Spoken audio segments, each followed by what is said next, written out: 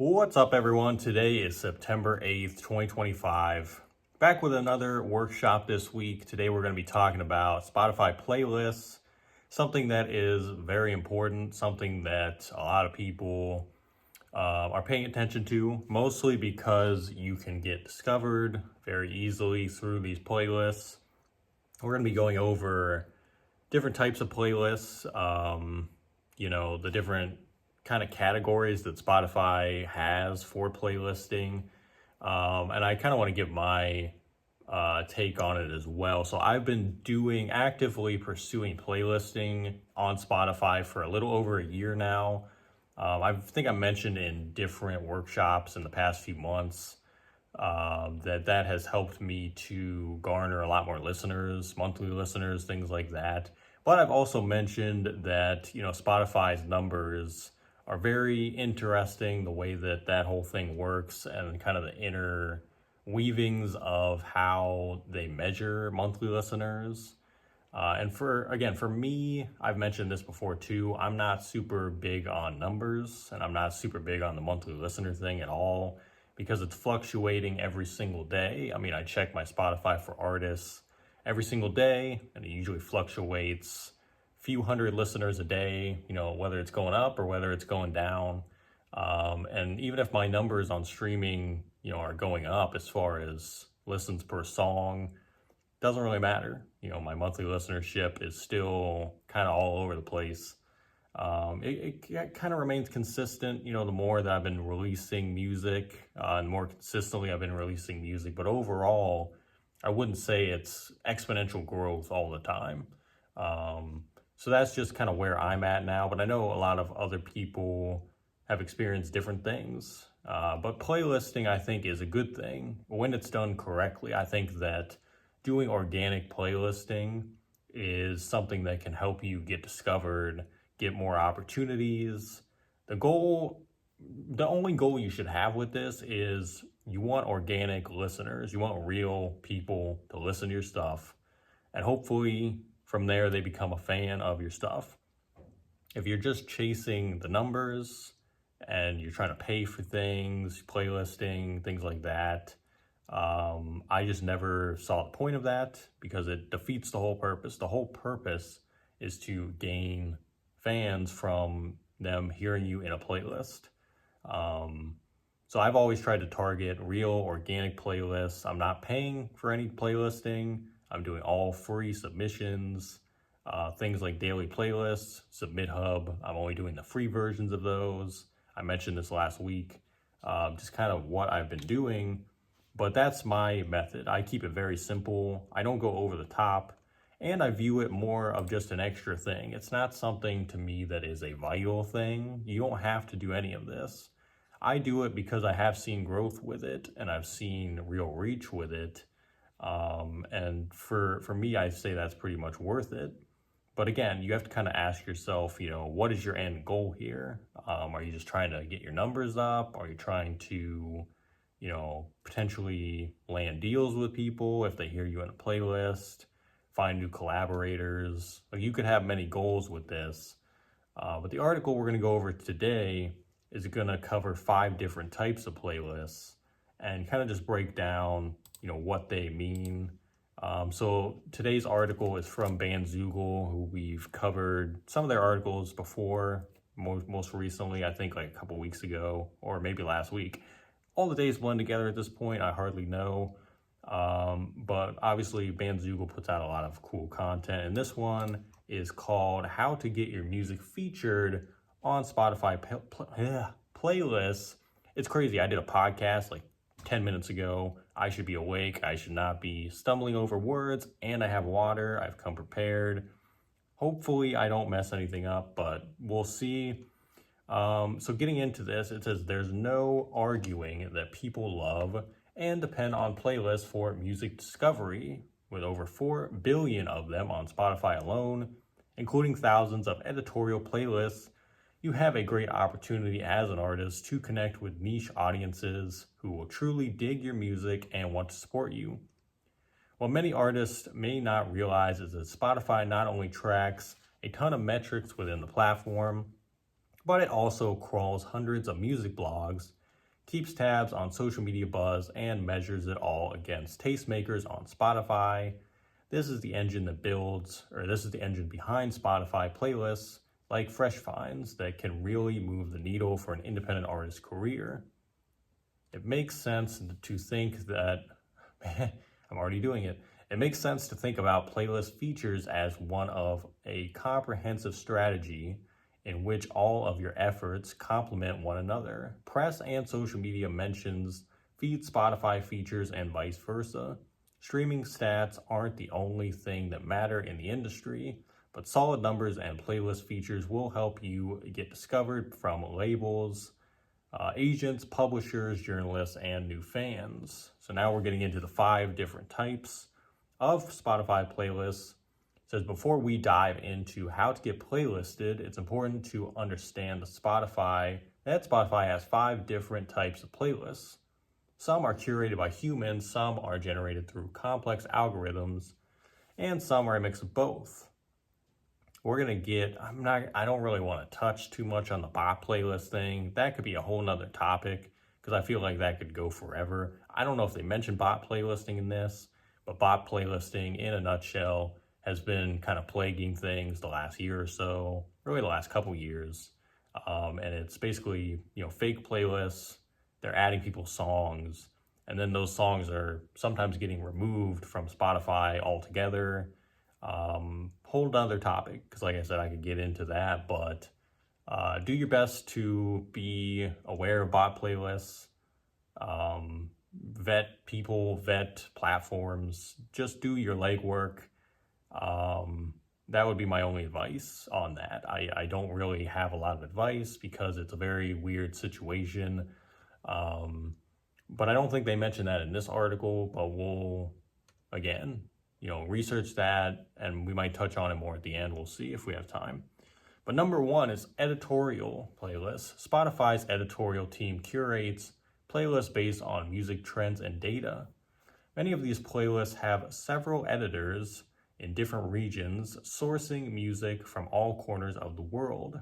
You can tell it's an editorial by the Spotify logo on the byline, such as the Hot Country playlist. You can pitch new releases directly to Spotify's editors for these types of playlists.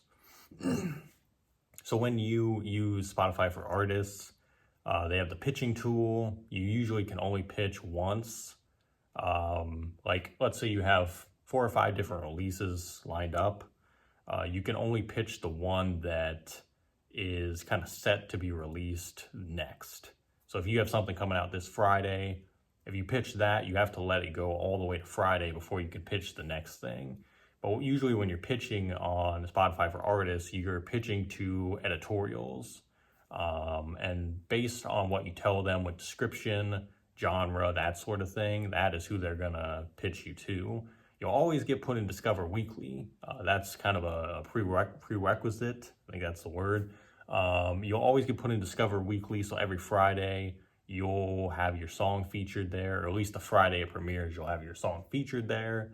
But you're pitching to be able to be featured in other playlists that they do. So if you're pitching something lo-fi, they're going to see that it's a lo-fi song, and then they'll consider it for whatever lo-fi playlist they officially create. I have never got in one of these yet. I've pitched a good amount of songs. I might never get in one. It's kind of one of those things where you're competing with millions of other people. So your chances aren't very high. I'm just going to be honest with you. Your chances are pretty low, but I think it's worth doing because you just never know. It's one of those things where you just never know. And it's good because daily playlists, at least daily playlists, I'm not sure if SubmitHub has any of this, but you can also pitch to the Spotify editorials over there as well. I've done this a few times, but like I said, you're not probably going to see a lot of success in it, but I think it is something that's worth doing. Next up, we have personalized editorials. This type of playlist is also known as algatorial, and no two kinds are the same. Spotify editors typically curate a large pool of songs first, and then they hand it off to the algorithm so that the final playlist is personalized for each listener's individual taste. Personalized editorial playlists, like songs to sing in the shower, are marked by Spotify's logo in the byline. So this is essentially Spotify's actual individual workers creating their own personalized playlists, and then they basically make it based on their music taste, not necessarily what the company's telling them to do. It's more of their own personal flavor and taste. And some editors make a ton of playlists. They might make 100 playlists. Other editors might only have one or two, and that's what you have to kind of work with from there. Number 3 is algorithmic playlists. These are completely personalized and there's no human curation involved. These include Discover Weekly and Release Radar, and they'll say made for blank in the byline. Like I said, when you pitch on Spotify for artists, you're automatically going to get put in Discover Weekly, and all your monthly listeners will be able to see that you release something. That's kind of like set in stone. But everything else you'll be pitched to those playlists based on genre, style, that sort of thing. Number 4 is artist playlists. These playlists are curated by artists and showcase on the artist profiles. They usually feature the artist's own music, any collaborations they've done, and other songs that have inspired them. These are a great way to try to find your music new homes on Spotify, especially if you spice up your playlist with other artists. I have one on my Spotify that is a produced by Anthony Church playlist. So I made it, it's curated by me. It has every song that I've ever worked on it. So self-released music, tracks I produced for other people, collaborations, anything that I've been a part of, it's on there. And I think I just hit like 300 songs probably last week. So I'm around the 300 song range on that playlist. That's just something that I put together so that way if someone comes across my profile, if they hear a song, maybe they want to hear more. If they scroll down, they see that playlist. All they got to do is hit play. It's going to play 300 whatever songs that I produced. So yeah, that was just kind of my idea. I had seen other producers do it before. I don't have one on Apple Music, but only Spotify for now. I've thought about doing the Apple one. It would just take a good amount of time to do. But maybe one day I'll do that. I also have it on YouTube, but Spotify is where I kind of direct people most of the time to check that out. But I think it's definitely an effective idea. And if you have, a smaller discography, I think it's even more effective because people can kind of sift through that a little better. I think for mine, it's like there's so many songs. So unless you really, are digging what I'm putting out, you might not always be keen to go on a 300 song playlist and listen, but I think for me it works, and whatever you decide you want to do personally, I think it's a good idea to kind of explore that. All you need is a Spotify free account and you could do that. You can make that happen. So number 5 is fan-made playlists, and it says any playlist you've made of your favorite songs is considered fan-made. All Spotify users can create their own playlists, and they can set to either private or public. Fan-made playlists are more powerful than you might think.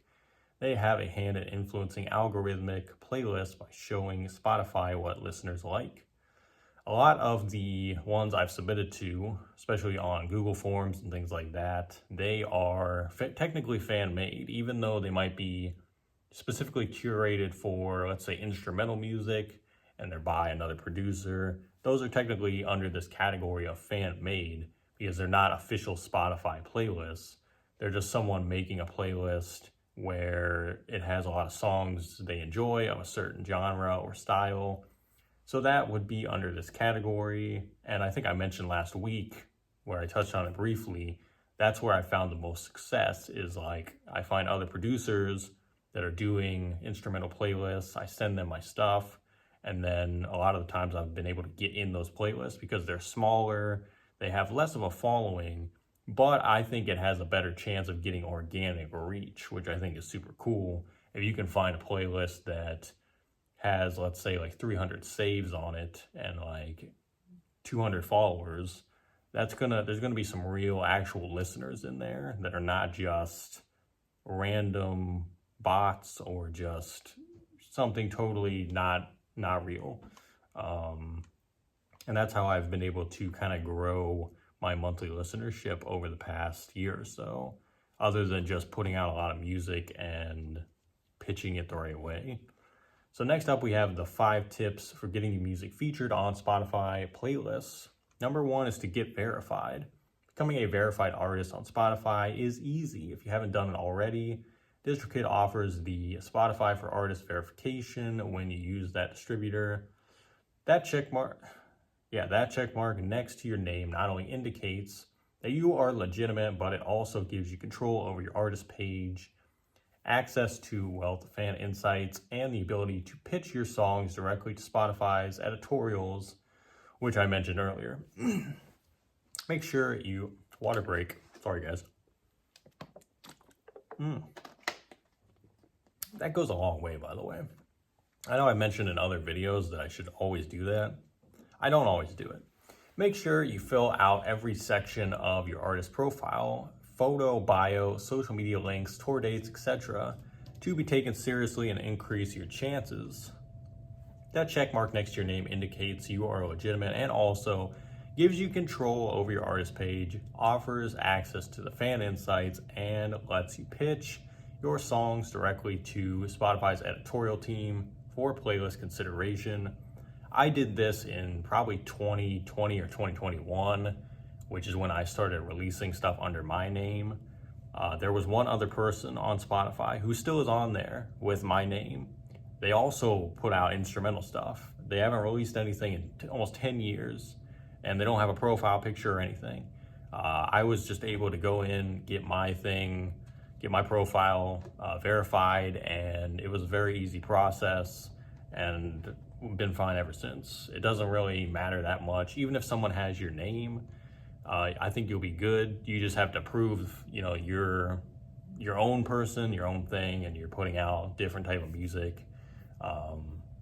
So I guess, that would be my advice. I wouldn't worry too much about like having someone else's name or something. From what I've seen, it doesn't matter. I've seen people that I've seen like 10 artists all named the same, and they can all get verified. It doesn't even matter. It's more about just being able to go through their system and prove that you check all those boxes. Number 2, get active on Spotify. While getting featured on popular playlists is a dream, for more artists, algorithmic playlists drive a staggering number of listens. The more active you are on Spotify, the more likely you are to get noticed by both human curators and the algorithm. Make sure that you are regularly releasing new music, even if it's just singles. Focus on promoting your artist page and building up your Spotify following to ensure that your new tracks appear in your followers' release radar. You can also make your songs stand out by creating short looping videos with Canvas, which we touched on a few weeks ago, increasing visual appeal. Spotify's algorithm favors artists who drive listeners to their platform. Link your artist page and encourage pre-saves of upcoming releases everywhere you can, such as on your music website, social media channels, fan newsletter, email signature, and at your live shows. That's almost like reverse the way that I do it currently, because I'm not always driving people to say, hey, go to Spotify and check this out. A lot of times now I'm doing it like go to Bandcamp and listen, or buy it on Bandcamp, please, because I would like to make some money off this. But if you want to keep growing Spotify listeners, like definitely take that advice. I think for me, the playlisting almost gets me to not have to do that, because it's like it almost creates a working thing on its own where I don't have to tell someone to go listen to it on Spotify. I already have people over there that are doing that for me. That's how I've looked at it. But again, everybody has different goals. Everybody has a different way of doing things. So whatever you want to do, try that and see what works. Number 3, write a compelling pitch to the curators. I just did this morning for one of the lo-fi producers for the Proven Knowledge release we got coming up. And I had them send me one, because I was like, if you can write me a good one, I'd love to pitch yours, because I'm not very good at coming up with the detailed ones. First, set aside a chunk of time to do some listening and research. Search for independently curated playlists for which you think your music would genuinely be a perfect fit. Find out who created these particular playlists and whether they're open to pitches. I think I mentioned this last week. You'll see in certain playlists, you'll see contact me on social media to submit, or send an email to so-and-so to submit a song. I've never had any success with this ever. And been doing it for 2.5 years almost. Never once have I got playlisted by doing that. Not saying it's impossible. I'm just saying for me, I've never been able to do it. Every time I reach out to someone, I get no response whatsoever. Email, DM, anywhere they tell you to go, I get no response.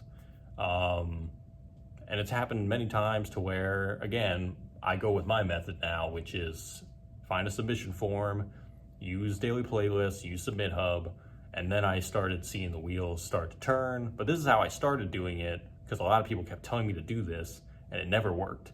But again, try things. Like, I'm just giving you my experience. I'm not saying this is the law, that you can't do this. You can definitely try it.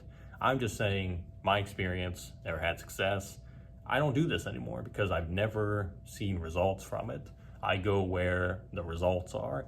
And for me, the results are more in the submission forms and the official, ways to submit other than like a cold reach out. So that is me. That's what I found. But again, try whatever you want and let me know if you've had any success with that. Next up, submit your music directly to the editorial team. With a verified Spotify account, you can now go through Spotify's formal process to submit your unreleased song for consideration. Water break.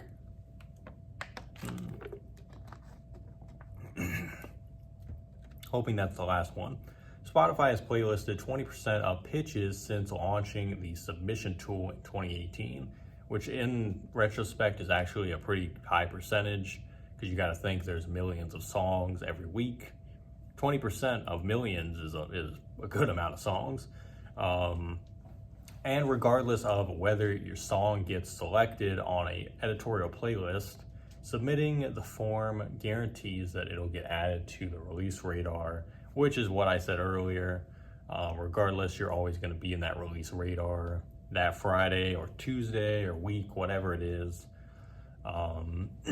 It says the earlier, the better. Pitch your song at least 1 week ahead of time. They usually suggest, a week, maybe 2 weeks. If you could do, a month, whatever works. But just make sure that it's earlier than, later. Like, don't do it the day before. High production value is a key factor. Don't leave anything blank. Fill out all parts of the submission form as completely and accurately as possible. The questions about your track's mood and genre are especially important for routing your submission to to the right editors. I would recommend doing that with any submission form, even if it's not with Spotify. Always try to fill out everything and make it detailed and make it look good. You want to give the person who's considering as much detail as possible. Focus on context and community. Give us the who, what, when, where, and why, and how of your song. Spotify's playlist editors explain, if there's an interesting story around you and or the song, please let us know. The music is key, but context is also extremely helpful to us. They also love when artists include any press, music video plans, release schedules, and promotions, as well as the social media accounts linked to the profile. So again, just being detailed, trying to check all those boxes. Keep up your online presence and broader PR efforts. If you do manage to snag a playlist feature, no matter how small, do everything you can to leverage it and keep the momentum going. Shout it from the rooftops on all your channels and thank the curator. Show them how much it means to you. Definitely very important, especially for the independent curators, these playlisters who are doing this just out of the love for it, definitely shout them out on Instagram or wherever, because that will also help you get playlisted in the future with them or with someone else that sees it. You know, if they see that you're actually appreciative and that you actually are helping spread the word about that playlist, you're gonna make that friendship, form that bond, and then from there, you know, you're probably gonna keep getting playlisted. That's happened to me a lot in the last year, so I try to make sure I always thank that person in some type of way and let, you know, my followers know about it and say, like, my song's in this. There's also a lot of other cool songs. Definitely go check this playlist out. So I would say that's one of the biggest things right there. If you actually do get playlisted, please make sure that you are, you know, saying thank you, showing your appreciation and spreading the word. That definitely goes a long way, especially for the smaller playlist curators, 100%. Use Spotify's promo card tools to easily create customizable graphics for social media, and be sure to tag @Spotify for Artists when you share the news about your playlist placement, which I'm not sure if they do that. I'm more familiar with the promo cards as promotion for your actual release, but maybe they do that. I've never really explored that. If you haven't gotten any traction yet with playlist features, don't panic or give up. It may seem like artists go viral overnight, but honing your craft and building real buzz takes time.